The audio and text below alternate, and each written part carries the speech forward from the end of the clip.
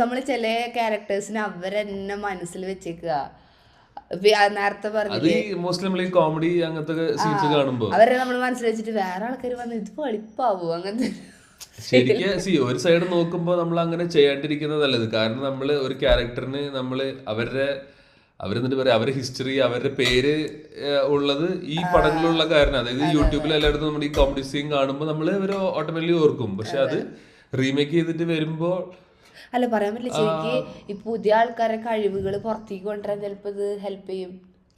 കാരണം അവരെ മിമിക് ചെയ്യാനായിട്ട് നോക്കുമല്ലോ, പണ്ടത്തെ ആൾക്കാരെ പോലെ ആവാനായിട്ട്. ഞാൻ ഈ അടുത്ത് വേറൊരു ആളുടെ കൂടെ കോൺവെർസേഷനിൽ പഴയ ആൾക്കാരനെ വെല്ലുന്ന ആൾക്കാർ ഇപ്പോൾ ഇൻഡസ്ട്രിയിൽ ഇല്ലാന്നാണ് അങ്ങനെ പറഞ്ഞു തുടങ്ങിയത്. അപ്പൊ ചില കോമഡി സീനൊക്കെ എടുത്ത് നോക്കുമ്പോ ഈ കോമഡി സീൻ ലിറ്ററലി പറയുന്ന കുതിരവട്ടം പപ്പൂല്ലേ, നമ്മുടെ പപ്പു ചേട്ടൻ, അങ്ങനെ റീപ്ലേസ് ചെയ്ത് ഇതുവരെ ഇൻഡസ്ട്രിയിൽ ആരും ഇല്ലാന്നാണ്.